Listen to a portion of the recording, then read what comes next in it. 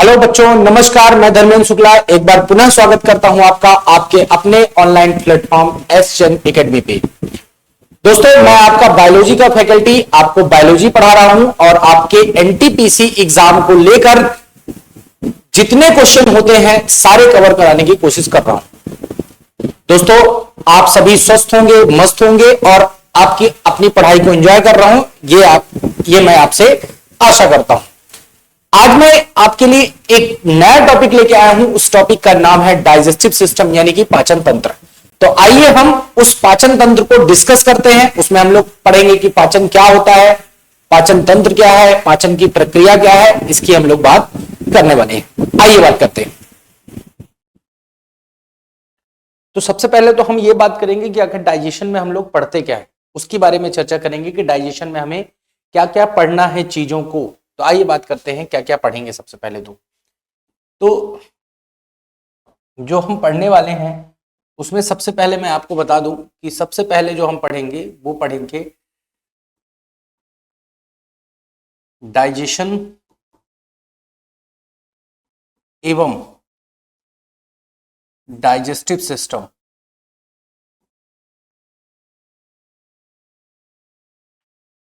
की परिभाषा कि आखिर ये दोनों हैं क्या, डाइजेस्टिव सिस्टम और डाइजेशन क्या है।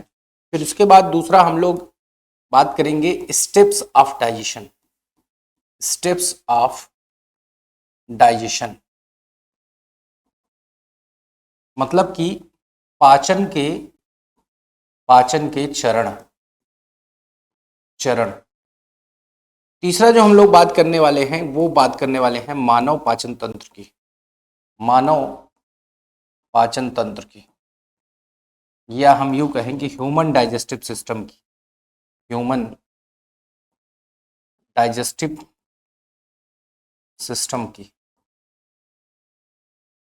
जो इसके बाद हम लोग चौथा पॉइंट में बात करने वाले हैं वो बात करने वाले हैं इसकी डाइजेशन की प्रक्रिया या पाचन की प्रक्रिया।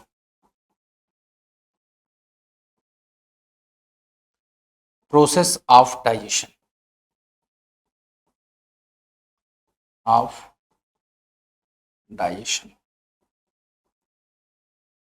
ये हम लोग 4 बिंदुओं पर डिस्कस करेंगे मेनली दोस्तों। पाचन एवं पाचन तंत्र की परिभाषा, फिर उसके बाद पाचन के चरण, फिर उसके बाद मानव का पाचन तंत्र और उसके बाद पाचन की प्रक्रिया। तो आइए अब हम बात करते हैं इनको एक एक करके। तो सबसे पहले जो हम बात करने वाले हैं वो बात करने वाले हैं किसकी, पाचन और पाचन की प्रक्रिया की। तो सबसे पहले हम लोग बात करेंगे पाचन क्या होता है, पाचन क्या है, डाइजेशन क्या है। तो अगर दोस्तों हम पाचन की बात करें, अगर हम बात करें कि आखिर पाचन क्या है, तो देखिए जो भी हम भोजन खाते हैं तो उस भोजन में बहुत सारे पोषक तत्व होते हैं। जैसे मैं अगर बात करूं तो हम जो अगर मान लीजिए हम खाते हैं क्या, रोटी, हम खाते हैं चावल, हम खाते हैं आलू। तो रोटी और चावल आलू ये हमारा खाना हो गया। इस खाने से हमें मिलते हैं क्या, पोषक तत्व, पोषक तत्व। अब इस खाने से क्या मिलेगा, इनसे हमें कौन सा पोषक तत्व मिलेगा। सबसे पहले तो ये जानिए कि रोटी चावल आलू से हमें मिलेगा कार्बोहाइड्रेट। जो पोषक तत्व मिलने वाला है उसका नाम है दोस्तों कार्बोहाइड्रेट। फिर उसके बाद हम खाने में खाएंगे, अंडा भी खाते हैं हम, दाल भी खाते हैं हम, ठीक है, और अन्य स्रोत जैसे मैं कहूँ मीट भी खाते हैं। तो इनसे हमें मिलता है क्या, प्रोटीन। जो पोषक तत्व मिलता है वो मिलता है प्रोटीन। इसके अलावा हम बात करें अगर, तो हम घी खाते हैं, हम अंडा खाते हैं, हम तेल खाते हैं, है ना। तो इनसे हमें मिलता है क्या, एक और पोषक तत्व जिसका नाम है वसा। और इसके अलावा अगर हम बात करें तो हम सब्जी खाते हैं, हम फल खाते हैं, हम दूध भी खाते हैं, है ना। हम और बात करें तो मीट खाते हैं, है ना। इन सभी से हमें क्या मिलता है दोस्तों, 2 पोषक तत्व मिलते हैं जिनका नाम है मिनरल और विटामिन। तो चूंकि मिनरल और विटामिन तो ये इतने छोटे होते हैं, ये सूक्ष्म पोषक तत्व है, इसलिए हमारी शरीर में ये सीधे अवशोषित हो जाते हैं, they directly get absorb in our body. तो शरीर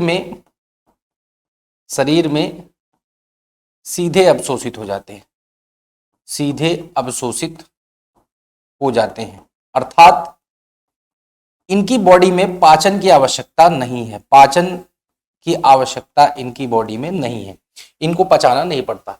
लेकिन ये जो 3 पोषक तत्व है, कार्बोहाइड्रेट, प्रोटीन, वसा, ये बृहद पोषक तत्व है, माइक्रो न्यूट्रिएंट्स हैं, तो ये हमारे शरीर में डायरेक्ट एब्जॉर्ब नहीं हो सकते, तो इनको हमें क्या करना पड़ता है, तोड़ना पड़ता है, ब्रेक करना पड़ता है, इनको हमारी बॉडी के अंदर जाके क्या करना पड़ता है दोस्तों, तोड़ना पड़ता है।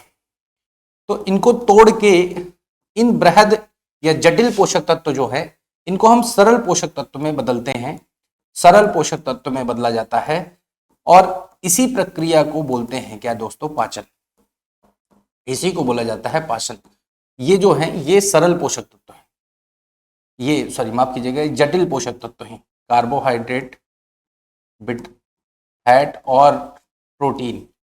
तो ये कैसे हैं, ये जटिल पोषक तत्व हैं जो हमारी बॉडी में सीधे अवशोषित नहीं होते हैं, इसलिए इनको क्या करना पड़ता है, तोड़ना पड़ता है, इनको ब्रेक डाउन करना पड़ता है, और इसी ब्रेक डाउन की प्रक्रिया को ही हम पाचन कहते हैं, जो हमें पढ़ना है। तो पाचन की अगर परिभाषा की बात करें हम, तो पाचन की परिभाषा कुछ हम ऐसे लिखेंगे कि देखिए, एक चीज और जान लीजिए पहले। अब इसको ब्रेक डाउन करने के लिए हम दो चीजें हम आवश्यकता, मतलब इसको तोड़ने के लिए हम 2 चीज लेंगे, एक तो पहला दांत और दूसरा एंजाइम। इन 2 चीजों की जरूरत पड़ती है इस जटिल पोषक तत्व को सरल पोषक तत्वों में तोड़ने के लिए।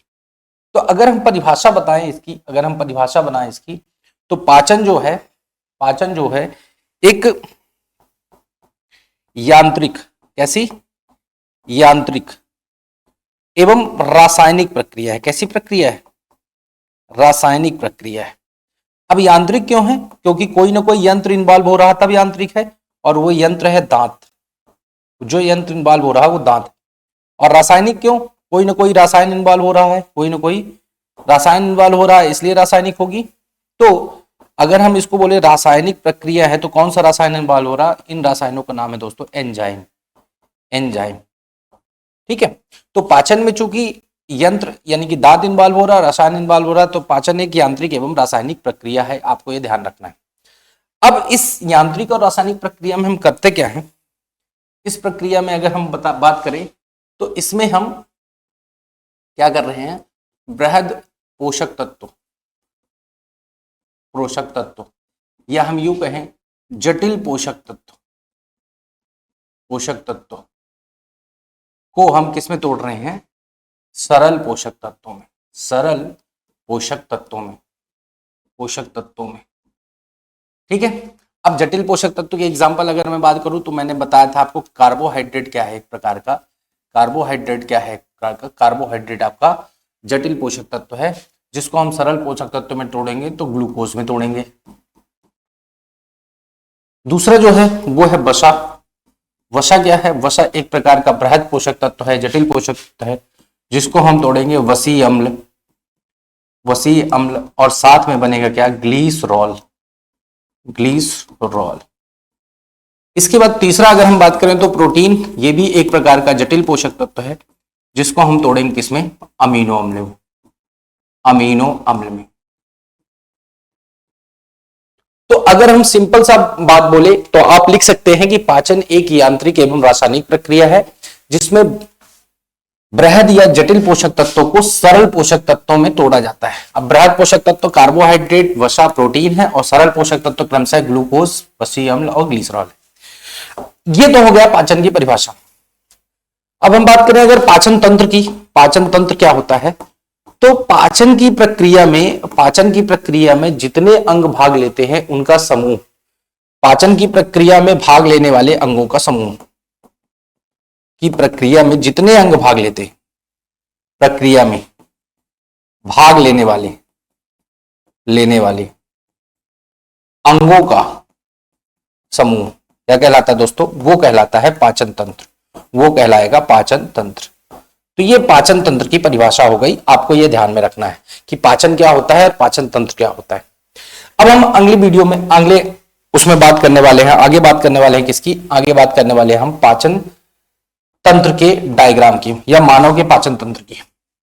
तो सबसे पहले अब हम बात करेंगे मानव पाचन तंत्र कि मानव का पाचन तंत्र कैसा होता है, क्या उसमें होता है। तो हम बात करने वाले किसकी, मानव पाचन तंत्र की। तो ध्यान दीजिएगा, सबसे पहले मैं एक प्यारा सा डायग्राम बनाने की कोशिश करूंगा। तो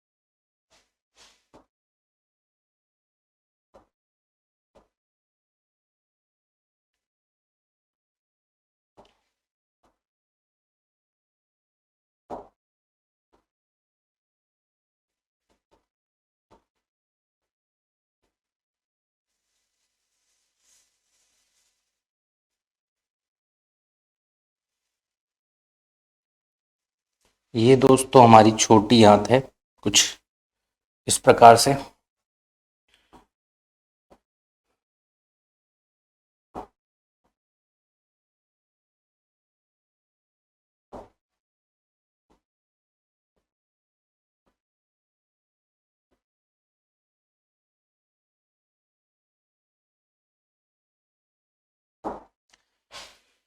ये मैं अलग कलर से बना रहा हूं ताकि आपको चीजें थोड़ा सा क्लियर हो। मैं अलग कलर से ही इसको बनाऊंगा, इससे आपको चीजें क्लियर हो जाएंगी कि क्या है ये हमारा अग्नाशय हो गया और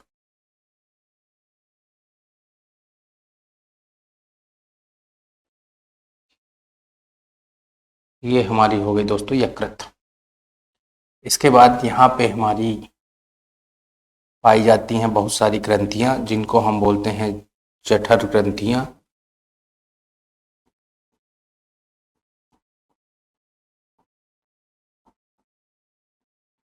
ये जठर ग्रंथियां हैं।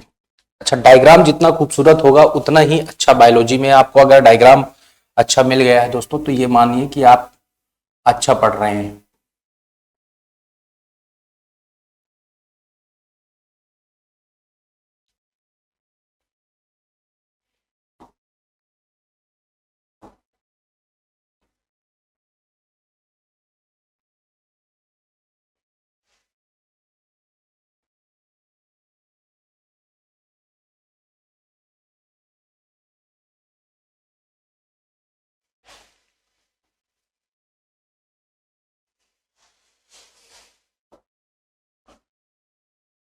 ये है हमारा पाचन तंत्र। अब पाचन तंत्र में अगर हम इसके नामकलेचर की बात करें तो सबसे पहले ये हो गया मुख गुहा।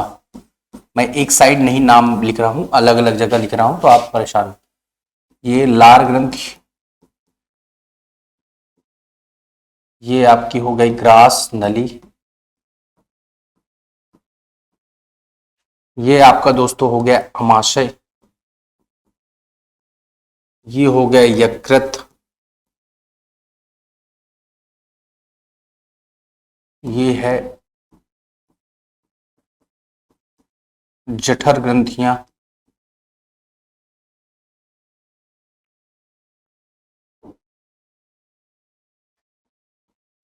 ये है अग्नाशय,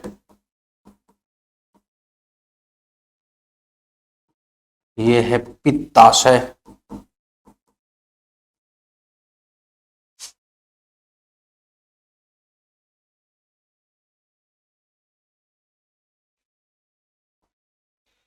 लिख देता हूं। और ये है आपकी ग्रहणी, ये है मध्यांत्र और ये है क्षुदांत्र। इसको इंग्लिश में भी जानना जरूरी है आपको। इसको बोलते हैं डीओडीनम, इसको जेजूनम, जेजूनम, और इसको बोलते हैं इलियम। और ये तीनों ही मिला के बनाते हैं क्या? छोटी आंत। ये तीनों ही पार्ट हैं छोटी आंत के दोस्तों। फिर इसके बाद और ये है आपका बृहदांत्र, बृहदांत्र, इसको इंग्लिश बोलते हैं कोलॉन। ये है आपका उंडुक, इसको इंग्लिश बोलते हैं सीकम। और ये है दोस्तों मलाशय, मलाशय, इसको इंग्लिश बोलते हैं रेक्टम। ये तीनों ही पार्ट हैं दोस्तों बड़ी आंत की, बड़ी आंत के। ये है मल द्वार या एनस। इधर ये आपका हो गया कृमि रूपी अपेंडिक्स, अपेंडिक्स इंग्लिश में बोलते हैं वर्मी फॉर्म अपेंडिक्स। ये तो, और ये दोस्तों हो गई क्या? ये हो गई कॉमन बाइल डक्ट।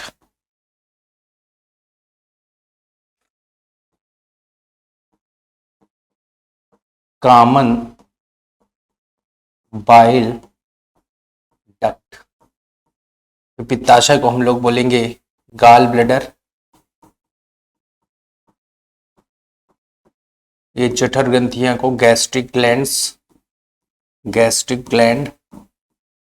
ग्रास नली को इसोफेगस, इंग्लिश में लिख दे रहा हूं ताकि आपको चीजें, ये सैलेवरी ग्लैंड,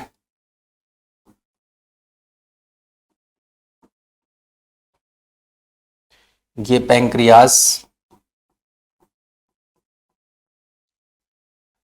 ये कॉमन बाइल डक्ट ही है इंग्लिश में दोस्तों, इसको यही बोलते हैं।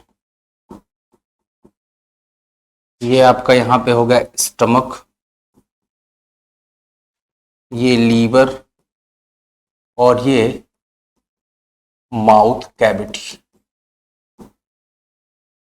तो ये हमारा क्या है? पाचन तंत्र का डायग्राम।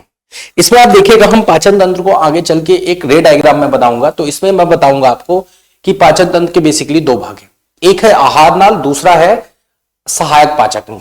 तो जो आहार नाल को मैंने बनाया है वो ब्लू कलर से बनाया है, और सहायक पाचक अंग में मैंने जो बनाया है वो आपको बनाया है क्या?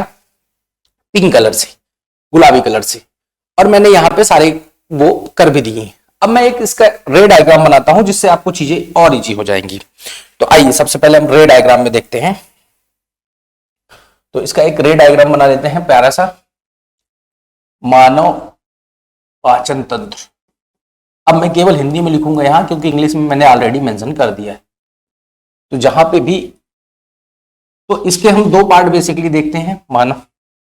हम इसको बेसिकली अगर हम बात करें तो इसको हम दो भागों में विभाजित कर सकते हैं मानव पाचन तंत्र को। पहला है आपका आहार नली, आहार नली। इसको हम दोस्तों एलिमेंट्री कैनाल बोलते हैं, एलिमेंट्री कैनाल। ये आपको ध्यान में रखना है। अब एलिमेंट्री कैनाल के बेसिकली 5 भाग हैं। सबसे पहला भाग है मुख गुहा, दूसरा है अमाशय, नीले कलर से मैंने बनाया, एक बार मैं दिखाऊंगा भी आपको। तीसरा है, आपकी जगह दूसरा आपका जो है ग्रास नली, दूसरा भाग है ग्रास नली। तीसरा है अमाशय, चौथा भाग है छोटी आंत,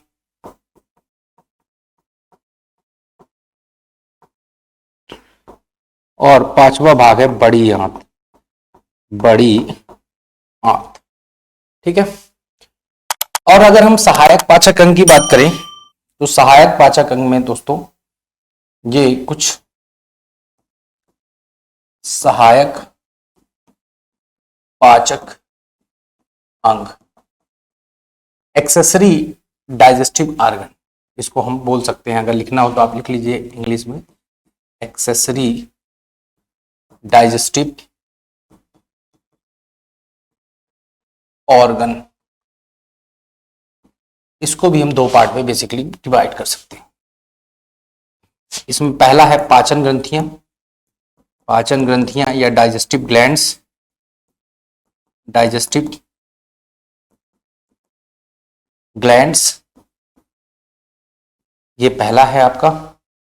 और दूसरा जो है वो है आपका अन्य पाचक अंग, अदर डाइजेस्टिव ऑर्गन, अन्य पाचक अंग,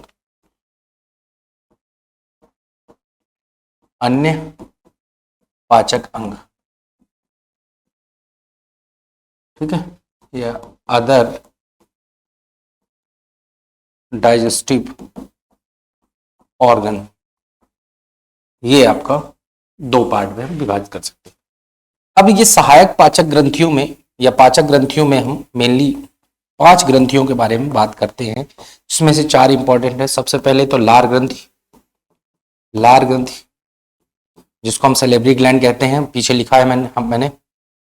दूसरा है आपका जठर ग्रंथि जिसको हम गैस्ट्रिक ग्लैंड कहते हैं। तीसरा है आपका यकृत ग्रंथि, यकृत ग्रंथि। चौथा है अग्नाशय ग्रंथि, अग्नाशय ग्रंथि।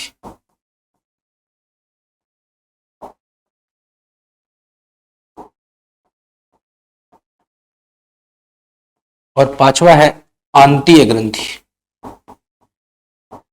आंतीय ग्रंथि। अगर हम आंतीय ग्रंथि के बारे में बात करें दोस्तों, यहाँ पे ये जो ग्रंथियां हैं ये आंतों में जो पाई जाती हैं इनको आंतीय ग्रंथि कहते हैं। अगर आप चाहे तो यहाँ पे आप मेंशन कर सकते हैं, ये आंतीय ग्रंथि, आंतीय ग्रंथियां छोटी आंत में पाई जाती हैं मेनली, आपको ये ध्यान में रखना है। ठीक है, ये बाकी का मैंने मेंशन किया ही है, आप डायग्राम में देख सकते हैं। और अन्य सहायक पाचक अंग में कौन कौन से हैं, इनकी अगर बात की जाए तो इनमें 3 आपको पढ़ना है। पहला तो जिह्वा, या पहला हम लोग पढ़ेंगे पित्ताशय, पित्ताशय पहली बात करने वाले हैं पित्ताशय की। फिर बात करेंगे दूसरा जिह्वा की यानी कि टंग की, जिह्वा या टंग। और तीसरा जो हम लोग बात करने वाले हैं वो बात करने वाले हैं दांत की, दांत। ये दोनों पार्ट मैं आज कवर करने की कोशिश करूंगा और इसको हम नेक्स्ट क्लास में कवर करेंगे। तो ये दोस्तों क्या है, मानव पाचन तंत्र का पूरा एक रा डायग्राम है। अब इसको एक एक करके हम लोग यहां शुरू करेंगे। आहार नाल पढ़ेंगे, आहार नाल के भाग पढ़ेंगे और फिर उसके बाद हम पाचन ग्रंथियां और अन्य पाचक अंगों में आएंगे वापस। ठीक है, तो चलिए आते हैं आगे। तो सबसे पहले हम लोग बात करने वाले हैं किसकी, आहार नाल की। आहार नाल या एलिमेंट्री कैनाल की, एलिमेंट्री कैनाल की। तो आहार नाल की अगर हम बात करें तो आहार नाल में देखिए, सबसे पहले तो क्वेश्चन पूछता है कि इसकी लंबाई कितनी होती है। तो इसकी लंबाई जो होती है वो याद रखिएगा आप, करीब 9 से 10 मीटर इसकी लंबाई जो होती है 9 से 10 मीटर होती है, या फिर 30 से 32 फीट के आसपास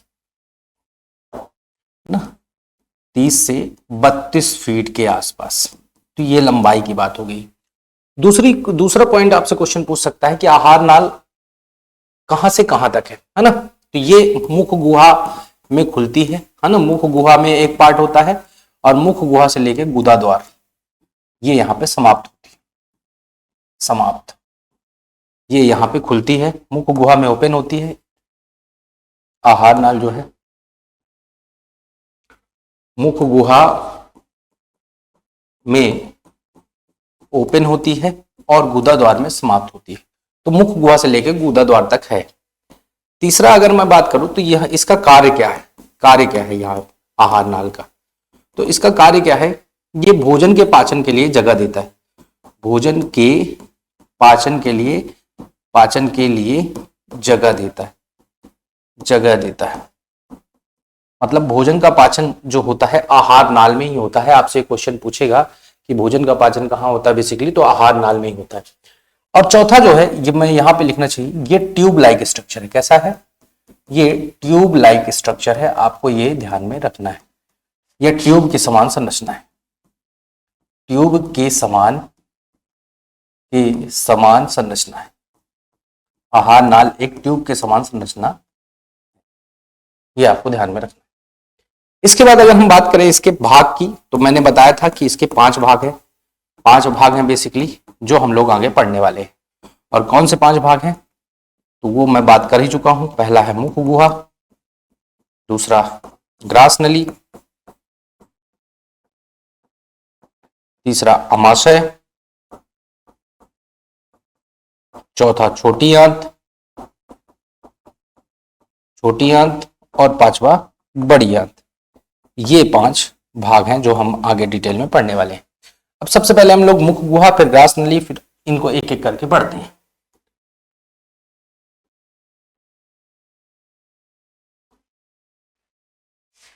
आइए बात करते हैं, सबसे पहले किसकी बात करते हैं, पहले मुख गुहा की बात करते हैं।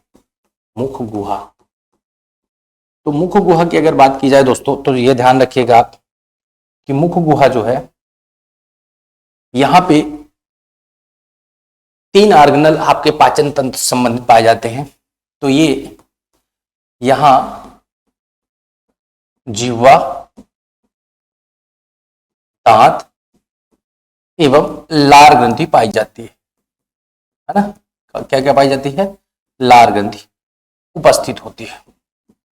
ये 3 चीजें यहां पे पाई जाती है। ये आपसे पूछ सकता है कि लार ग्रंथि कहां पाई जाती है, तो आपको ये ध्यान रखना है कि कहां पाई जाती है, मुख गुहा में पाई जाती है। दूसरी चीज ये कि मुख गुहा में पूछेगा किस चीज का पाचन होता है, या मुख गुहा में जो होता है ये पाचन की शुरुआत होती है, पाचन की शुरुआत, मुख गुहा में पाचन की शुरुआत होती है। और ये पाचन की शुरुआत केवल स्तनधारी में है, ध्यान रखिएगा।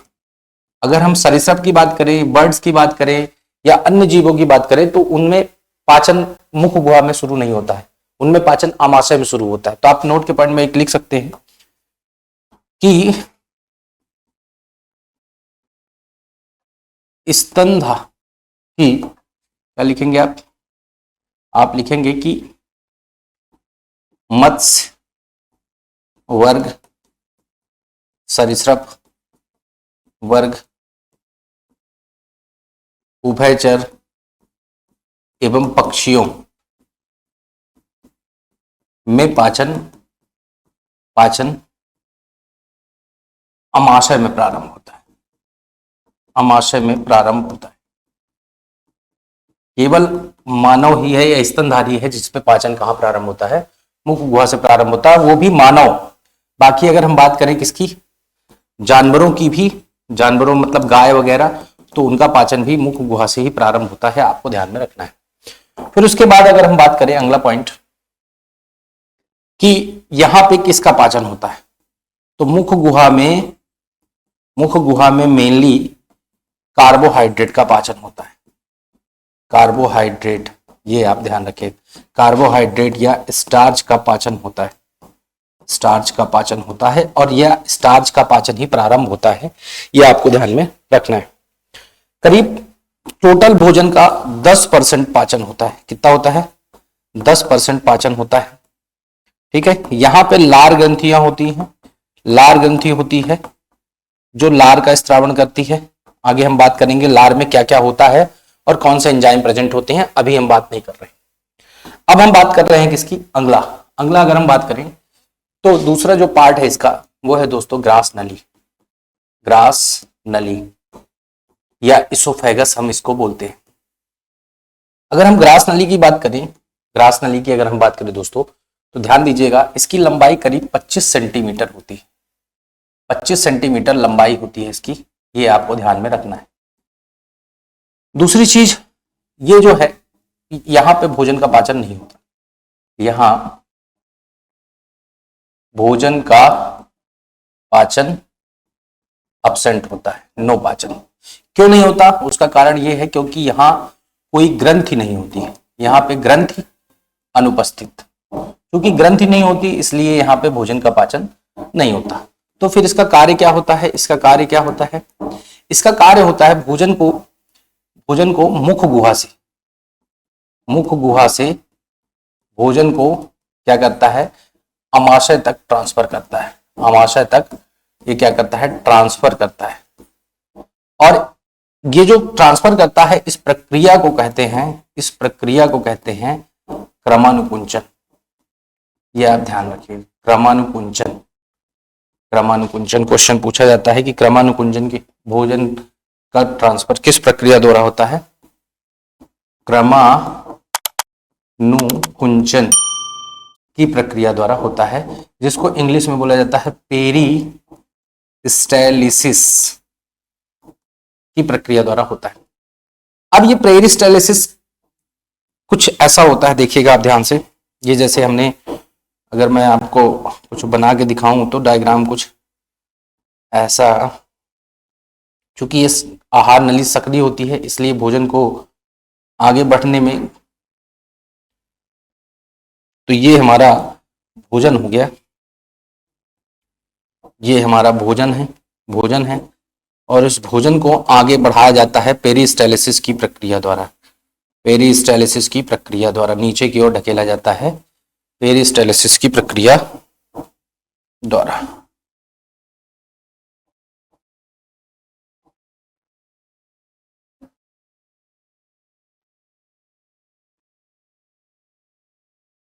ये आप एक डायग्राम बना सकते हैं अगर चाहें तो ये भोजन नीचे की ओर क्रमशः जा रहा है, इस प्रक्रिया को पेरिस्टालिसिस कहते हैं।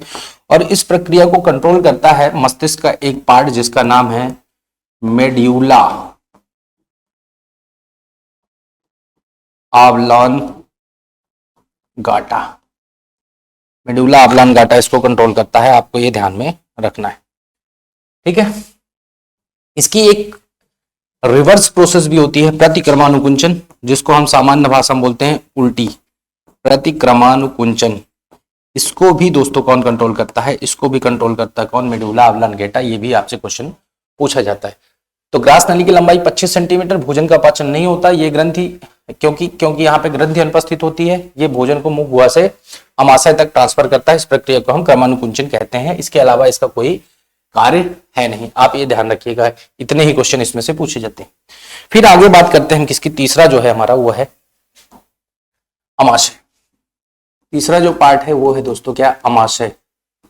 अमाशय या हमको इसको स्टमक भी कहते हैं। अमाशय की बात करें तो ये, इसकी अगर बात की जाए तो ये आहार नाल का सबसे चौड़ा भाग, आहार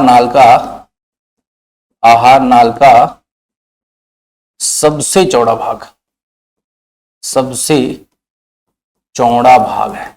ये आप ध्यान रखिएगा, आहार नाल का सबसे चौड़ा भाग है, ये आपको ध्यान में रखना है, ठीक है। फिर अगर हम बात करें इसकी दूसरा, तो यहां इसकी संरचना कुछ ऐसी होती है। अगर मैं इसको बनाऊं थोड़ा सा, इसके पार्ट्स भी थोड़ा सा मैं यहां पे आपको बना देता हूं ताकि आपको चीजें समझने में आसानी हो।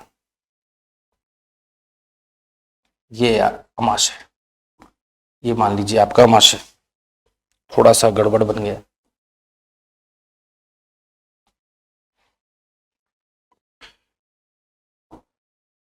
कुछ इस तरह का ये अमाशय बनेगा आपका।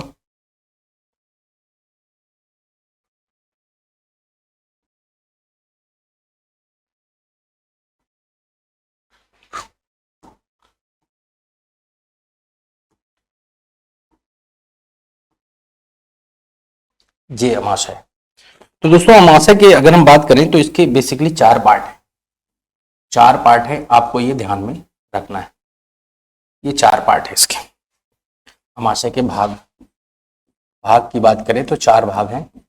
4 भाग होते हैं। कौन कौन से 4 भाग हैं ये यहाँ पे देख लेते हैं। सबसे पहला जो भाग होता है उसको हम बोलते हैं कार्डिया। कार्डिया। दूसरा जो होता है उसको बोलते हैं फंडस। फंडस। तीसरा जो होता है उसको बोलते हैं बॉडी, और चौथा जो होता है उसको बोलते हैं पाइलोरस। लोरस। अब देखिएगा, ये जो होता है भोजन जो रिसीव करने का काम करता है ये पाइलोकार्डिया करता है। भोजन कहां से, भोजन को रिसीव करता है कहां से, ये करता है ग्रास नली से। तो आपसे क्वेश्चन पूछेगा ग्रास नली से भोजन को कौन, आमाशय कौन सा भाग, और जो भोजन को वापस छोटी आंत में भेजता है वो पाइलोरस। यहां से भोजन छोटी आंत में जाता है, छोटी आंत में जाता है। तो छोटी आंत में कहां से जाता है और कहां से रिसीव होता है ये आप ध्यान रखिएगा। तो इसके 4 पार्ट कौन कौन से हैं ये आपको मैंने बता दिया, ठीक है। कौन कौन से, कार्डिया,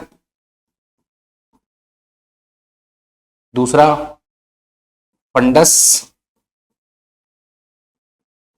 बॉडी और पाइलोरस।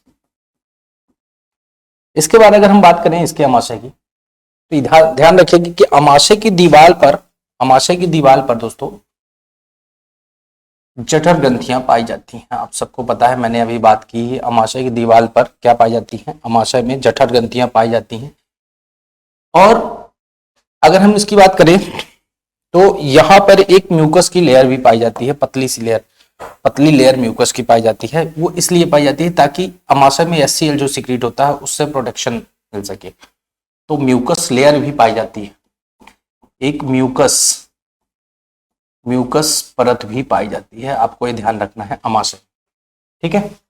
तो आमाशय में क्या क्या हमने बात कर लिया, आमाशय के पार्ट की बात कर ली, ठीक है।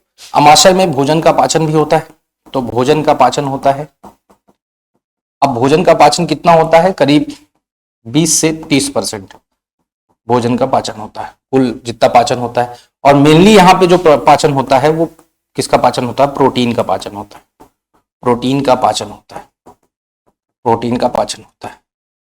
म्यूकस लेयर जो पाई जाती है यहाँ पे आमाशय के सबसे ऊपर, उसका काम क्या होता है, HCl के प्रभाव से बचाना। अगर मान लीजिए आपके बॉडी में HCl सिक्रीट हो रहा है तो म्यूकस लेयर जो है वो HCl आमाशय को छीलने से बचाती है, तो प्रभाव से बचाना, ये आप ध्यान रखिएगा, ठीक है। तो ये हो गया हमारा क्या, आमाशय। अब हम चलते हैं कहाँ, अब हम चलते हैं छोटी आंत की तरफ। अब हम बात करते हैं किसकी, चौथा पार्ट जो है वो है छोटी आंत, छोटी आंत, छोटी आंत की। तो छोटी आंत की अगर बात करें तो सबसे पहले तो हम इसकी लंबाई की बात करते हैं। लंबाई की अगर बात करें हम तो इसकी लंबाई करीब 20 से 23 फीट या 6 से 7 मीटर के आसपास होती है। तो मतलब अगर हम देखें तो ये आहार नाल का सबसे लंबा भाग है, आहार नाल का सबसे लंबा भाग, सबसे लंबा भाग, आहार नाल का सबसे लंबा भाग कौन है, वो है छोटी आंत। इसके भाग की बात करें, अगर भाग की पार्ट्स की बात करें तो इसके 3 पार्ट है, बेसिकली 3 पार्ट है, मैंने बताया भी था। सबसे पहला है ग्रहणी, जो भोजन को ग्रहण करता है कहां से, आमाशय से, आमाशय से ग्रहण करता है। ये छोटी आंत का सबसे छोटा पार्ट, सबसे छोटा भाग, ठीक है। और ये आमाशय से भोजन को ग्रहण करता है, आमाशय से भोजन को रिसीव करता है, भोजन को ग्रहण करता है, ये आप ध्यान रखिएगा। दूसरा जो है उसका नाम है क्षुद्रांत, मध्यांत्र, माफ कीजिएगा। दूसरा जो पार्ट है उसका नाम है मध्यांत्र, मध्यांत्र, जिसको हम जेजुनम भी बोलते हैं, मध्यांत्र। और तीसरा जो पार्ट है उसका नाम है दोस्तों क्षुद्रांत, क्षुद्रांत्र या इलियम। इसके 2 पार्ट है, 2 इसमें चीजें आपको ध्यान रखनी है। यह छोटी आंत का सबसे बड़ा भाग, सबसे बड़ा भाग। अब अगर हम छोटी आंत की बात करें दोस्तों, ये छोटी आंत जैसे हो गई आपकी, ये छोटी आंत, तो इसमें कुछ फिंगर लाइक स्ट्रक्चर पाई जाती हैं छोटी आंत के इलियम में, इलियम में बात कर रहे हैं। तो यहां पे कुछ अंगुलीनुमा संरचना पाई जाती है। अंगुलीनुमा, ये क्वेश्चन पूछा जाता है। अंगुलीनुमा संरचना पाई जाती है। इस अंगुलीनुमा संरचना को हम बोलते हैं क्या? रसांकुर, रसांकुर या बिलाई। क्या बोलते हैं? बिलाई। अगर इसको हम थोड़ा सा अनुप्रस्थ काट, इसका हम थोड़ा सा काटें और इसको जूम करके देखें तो दोस्तों कुछ ये ऐसा नजर आता है, ये कुछ ऐसा नजर आता है बिलाई, आपको ध्यान में रखना है। ये कुछ ऐसा नजर आता है, ये फिंगर लाइक स्ट्रक्चर है। इससे क्या फायदा होता है? इसके इस तरह मुड़े होने का फायदा क्या है बिलाई में? तो अगर हम इसकी बात करें तो इसका दो काम होते हैं। पहला तो ये पृष्ठ क्षेत्रफल को बढ़ाता है, पृष्ठ क्षेत्रफल को बढ़ा देता है, को बढ़ाता है। और दूसरा दोस्तों ये क्या करता है? ये क्या करता है? भोजन के अवशोषण में मदद करता है, भोजन के अवशोषण में मदद करता है, ये अवशोषण में मदद करता है। अब अगर हम बात करें इसके छोटी आंत के कार्य की, अगर हम इसके कार्य की बात करें छोटी आंत के, तो इसका कार्य क्या है? पहला तो भोजन का पाचन है, भोजन का पाचन। अगर हम बात करें तो लगभग 60 से 70% भोजन का पाचन कहाँ होता है? 60 से 70% भोजन का पाचन यहीं होता है। मतलब सर्वाधिक भोजन का पाचन कहाँ होता है दोस्तों? सर्वाधिक भोजन का पाचन यहीं होता है। दूसरा, यहां भोजन का अवशोषण भी होता है, भोजन का अवशोषण होता है। और जो मेनली अवशोषण होता है वो कहाँ होता है? वो होता है इलियम में। इलियम में मैंने आपको बताया भी कि इलियम में या क्षुद्रांत्र में, इसको हम इलियम भी बोलते हैं। तो ये छोटी आंत का मेन कार्य है। कितनी लंबाई होती है? आहार नल का सबसे लंबा भाग भी है। लंबा इसलिए है क्योंकि इसकी लंबाई बड़ी आंत से भी ज्यादा होती है। अब इसके बाद हम लोग बात करने वाले हैं किसकी? अब इसके बाद हम लोग बात करने वाले हैं बड़ी आंत की। तो बड़ी आंत या लार्ज इंटेस्टाइन की अगर बात करें तो ये जो है आयतन के आधार पे बड़ा है। इसके आधार पे, आयतन के आधार पे बड़ा है, इसलिए इसको हम बड़ी आंत कहते हैं। आपके मन में क्वेश्चन होगा, आधार पर बड़ा है इसलिए इसको हम बड़ी आंत कहते हैं। ठीक है। इसकी लंबाई करीब अगर हम बात करें तो इसकी लंबाई 1 से 2 मीटर या 5 से 6 फीट के आसपास होती है, बहुत ज्यादा लंबाई नहीं होती है। इसके भाग की बात की जाए, अगर इसके भाग इसके अगर हम पार्ट्स की बात करें तो इसके भी 3 पार्ट्स हैं मेनली। सबसे पहला जो भाग है इसका, उसका नाम है क्या? उंडुक, उंडुक या इसी को हम लोग बोलते हैं सीकम, सीकम। दूसरा है रेक्टम या इसी को हम लोग बोलते हैं मलाशय, मलाशय या रेक्टम। और तीसरा जो भाग है वो दोस्तों है क्या? कोलॉन या इसी को बृहदांत्र भी बोला जाता है, बृहदांत्र या कोलॉन, कोलॉन। ये 3 पार्ट होते हैं। जो उंडुक होता है, उंडुक जो होता है दोस्तों, ये अब क्या हो चुका है? वेस्टिजियल आर्गन बन चुका है। क्या बन चुका है? Vestigial organ. अब इसका कोई कार्य नहीं। हालांकि पहले जब मानव जंगलों में रहता था तो उस समय ये एक्टिव था और इससे एक एंजाइम निकलता था जिसका नाम है डायस्टेज, जो सेलुलोज के पाचन में मदद किया करता था। सेलुलोज, क्योंकि हम जंगलों में रहते थे, घास फूस खाते थे, इसलिए हमें सेलुलोज के पाचन की जरूरत हुआ करती थी। मलाशय में मल का एकत्रण होता है, मल का एकत्रण होता है, मल का एकत्रण किया जाता है, ये ध्यान रखिएगा। और इसी मलाशय की रक्तवाहिका में सूजन से, मलाशय की रक्तवाहिका में सूजन से पाइल्स या बवासीर होता है, बवासीर या पाइल्स होता है, ये आप ध्यान में रखिएगा अगर पाइल्स पूछे तो, है ना। बृहदांत जो है ये, अच्छा एक ये भी लिख सकते हैं आप, ये जो उंडुक है ये बड़ी आंत का सबसे छोटा पार्ट है, सबसे छोटा भाग, ये आपको ध्यान में रखना। ये बृहदांत जो है बड़ी आंत का सबसे बड़ा भाग, बड़ी आंत का सबसे बड़ा भाग है। इसके भी फर्दर 3 पार्ट होते हैं। अगर हम बात करें तो कुछ ऐसा होता है, फर्दर इसके भी 3 पार्ट हो सकते हैं। अगर हम आप देखें तो ये असेंडिंग कोलान, ये ट्रांसवर्स कोलान और ये descending Kolhan. Ascending Kolhan, transverse Kolhan और डिसेंडिंग कोलान, ये इसके 3 पार्ट होते हैं। और इसका कार्य मेन क्या है, इसका काम क्या है मेनली, यहाँ पे एक तो विटामिन का निर्माण होता है, विटामिन का निर्माण होता है। अभी मैं कोलॉन की बात कर रहा हूं, यहाँ पे विटामिन के,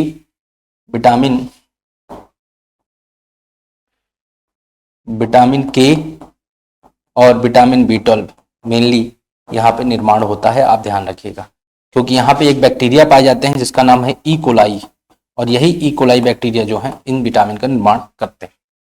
इसके बाद अगर हम बात करें इसके कार्य की बात की जाए अगर, तो इसका कार्य क्या है दोस्तों, इसके कार्य की अगर बात की जाए तो इसका कार्य क्या है, इसका कार्य, यहाँ भोजन का पाचन नहीं होता, यहाँ भी भोजन का पाचन नहीं होता, बड़ी आंत में भी भोजन का पाचन नहीं होता, ये ध्यान रखिएगा। तो क्या होता है, जल खनिज लवण का अवशोषण होता है, खनिज लवण का अवशोषण होता है। क्या होता है यहाँ पे, जल एवं खनिज लवण का अवशोषण किया जाता है यहाँ पे। ये हो गया क्या, ये हो गया आपके बड़ी आंत का कंप्लीट। अब इसके बाद अगर हम बात करें आगे चलिए, देखिए हमने क्या क्या पढ़ लिया, हम एक बार आपको अगर दिखा दें तो हमने बात की थी, ये डायग्राम जो बनाया था आहार नली में, हमने मुख गुहा के बारे में पढ़ लिया, हमने ग्रास नली के बारे में पढ़ लिया, हमने अमाशय पढ़ लिया, हमने छोटी आंत पढ़ लिया और हमने बड़ी आंत के बारे में डिटेल में पढ़ लिया। अब हम बात करने वाले हैं किसकी, पाचन ग्रंथियां की। अगर हम बात करें तो अब हम कहाँ बात करेंगे, अब हम बात करने वाले हैं पाचन ग्रंथियों की बात करने वाले। तो आइए बात करते हैं किसकी, पाचन ग्रंथियों की। पाचन ग्रंथि की, तो पाचन ग्रंथि में जो पहली पाचन ग्रंथि है वो है दोस्तों लार ग्रंथि। लार ग्रंथि या इसी को हम कहते हैं सलेवरी ग्लैंड या ग्रंथि। पहली ग्रंथि है लार ग्रंथि या सलेवरी ग्लैंड। तो अगर हम लार ग्रंथि की बात करें, तो इसकी स्थिति कहाँ है, ये सबको पता है, ये मुख गुहा में पाई जाती है, मुख गुहा में उपस्थित होती है। दूसरा पॉइंट, ये 3 प्रकार की होती है लार ग्रंथि। कितने प्रकार की होती है, 3 प्रकार की। लार ग्रंथि 3 प्रकार की है। पहली है पैरोटिड ग्रंथि, दूसरी है सब मैक्सिलरी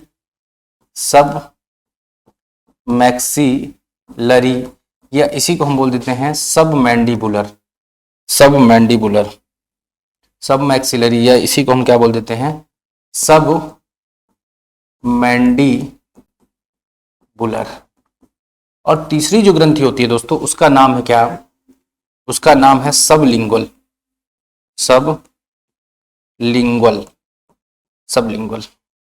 अब यहाँ पे हम पैरोटिड की अगर बात करें तो ये सबसे बड़ी ग्रंथि है, सबसे बड़ी लार ग्रंथि, ठीक है, ध्यान रखिएगा। यहाँ ये कहाँ पाई जाती है, कान के नीचे पाई जाती है, कान के नीचे, जस्ट कान के नीचे गाल में। अब यहाँ पे अगर इस ग्रंथि में अगर एक वायरस होता है पैरामिक्सो वायरस, ये ध्यान रखिएगा आप, कौन सा वायरस, पैरामिक्सो वायरस। एक पैरामिक्सो वायरस आता है, ये इसके संक्रमण से, इस वायरस के संक्रमण से इस ग्रंथि में सूजन आ जाती है। क्या आ जाती है, सूजन आ जाती है और दर्द होने लगता है। इसे हम बोलते हैं गलसुआ रोग।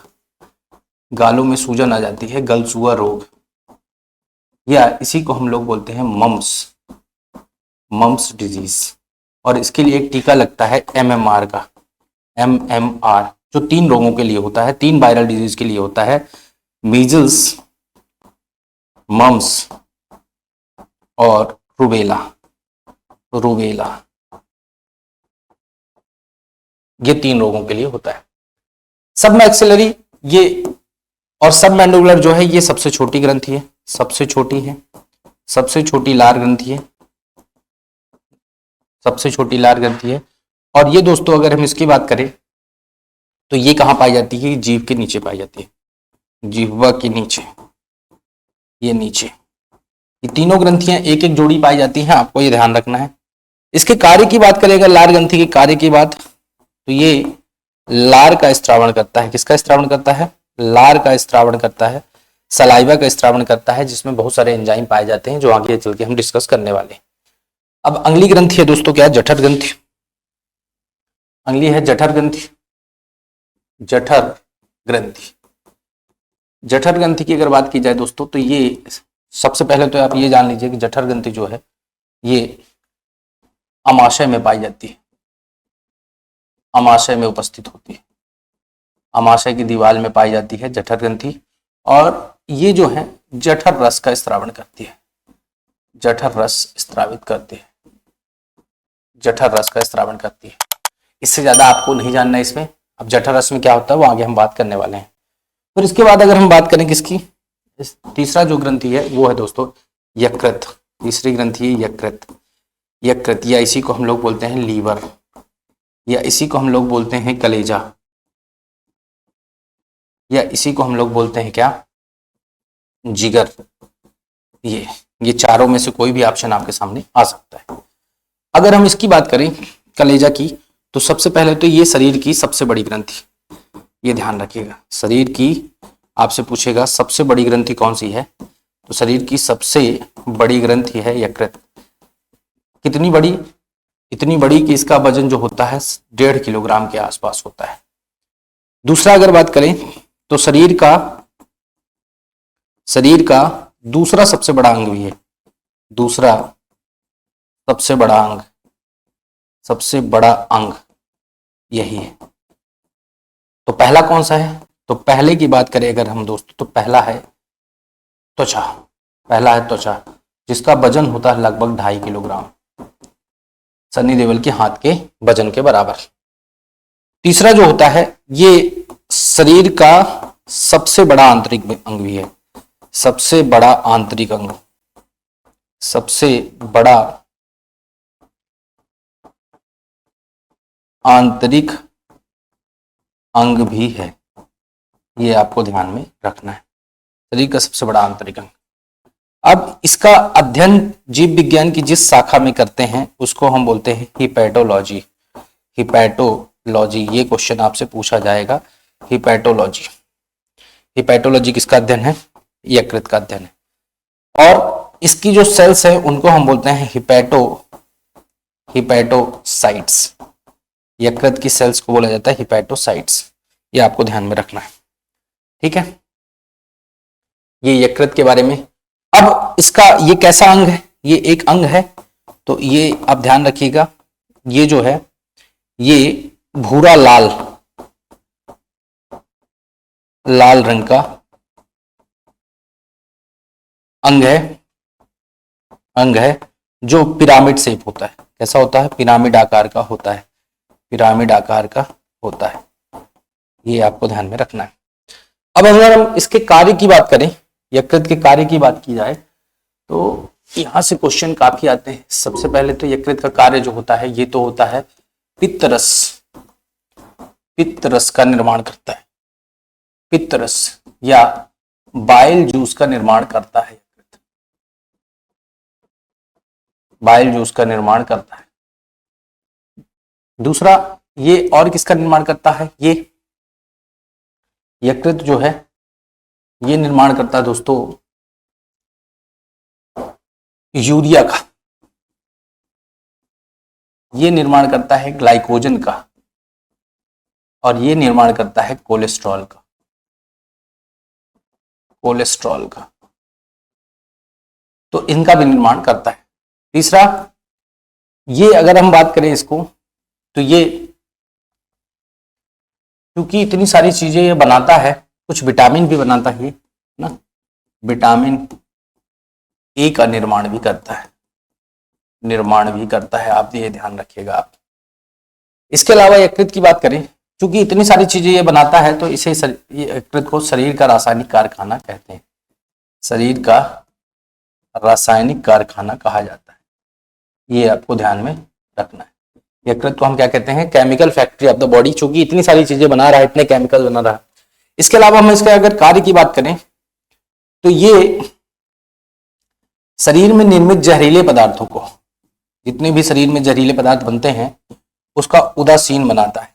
ये भी आपको ध्यान में रखना है, यकृत का ये एक कार्य है। इसके अलावा ये कुछ प्रोटीन का भी निर्माण करता है, जैसे थ्रोम्बिन, फाइब्रिन, हिपैरिन। इन प्रोटीन का भी निर्माण यकृत करता है, का निर्माण भी करता है यकृत। मैंने आपको बताया था कि ये भी निर्माण करता है। तो मेनली यकृत के जो कार्य हैं डाइजेस्टिव सिस्टम में जो हमें पढ़ने हैं वो कुछ इतने ही हैं, आप इसको ध्यान रखिएगा। बाकी यकृत में बहुत सारा चीज आता है जो आपसे एग्जाम में पूछ लिए जाते हैं।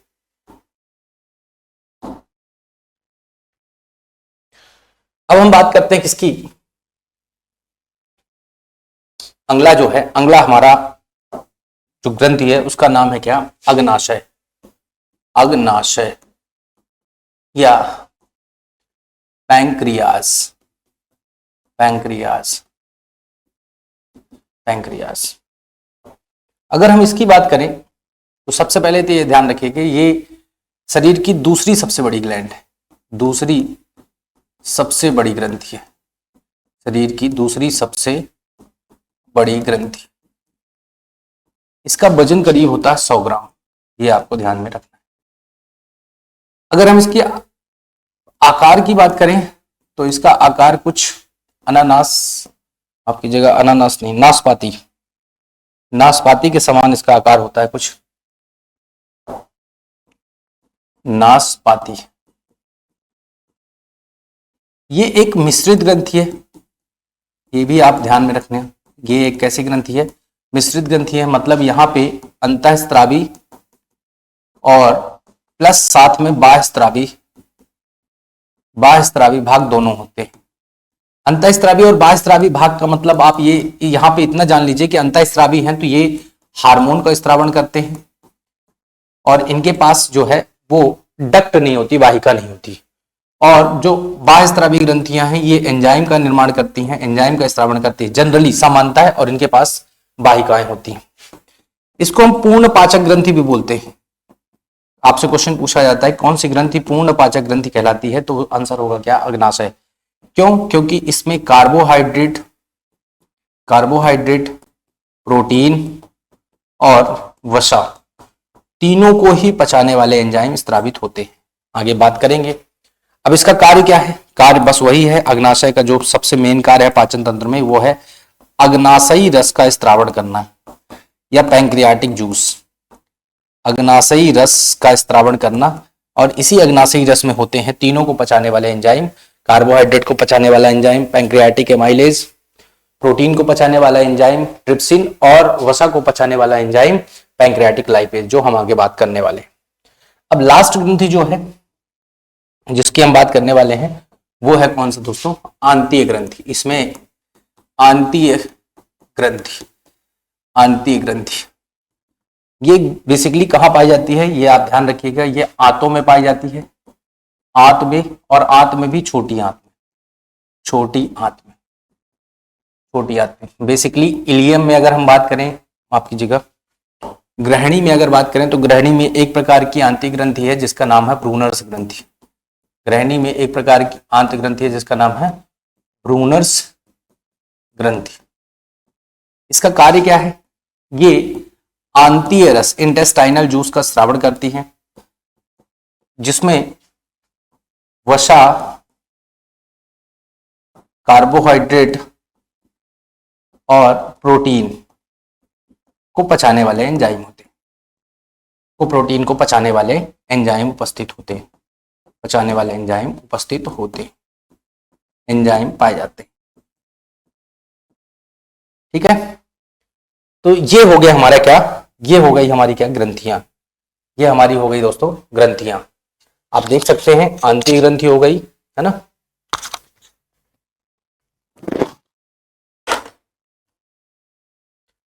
चलिए अब इसके बाद हम नेक्स्ट क्लास में जो है वो मैं आपको बता देता हूं कि नेक्स्ट क्लास में हम लोग जो है वो हम लोग बात करने वाले हैं किसकी दोस्तों, वो हम लोग बात करने वाले हैं अन्य सहायक पाचक अंगों की। यहां आप देख सकते हैं सहायक पाचक अंगों की, यहां तक हमने पढ़ लिया है। ये देखिए यहां तक हमने लार ग्रंथि हमने पढ़ ली, हमने जठर ग्रंथि पढ़ ली, हमने यकृत ग्रंथि पढ़ ली, हमने अग्नाशय पढ़ लिया और हमने आंतीय ग्रंथि पढ़ ली। नेक्स्ट क्लास में हम लोग पढ़ेंगे पित्ताशय, जिह्वा और दांत के बारे में। ठीक है, तो इसी प्रकार की वीडियो पाने के लिए आप बने रहिए हमारे साथ हमारे ऑनलाइन प्लेटफॉर्म एस चंद एकेडमी में। दोस्तों मिलते हैं नेक्स्ट क्लास में। नेक्स्ट क्लास में और अच्छे से चीजों को इलॉबरेट करेंगे। तब तक के लिए दीजिए इजाजत। Thank you so much.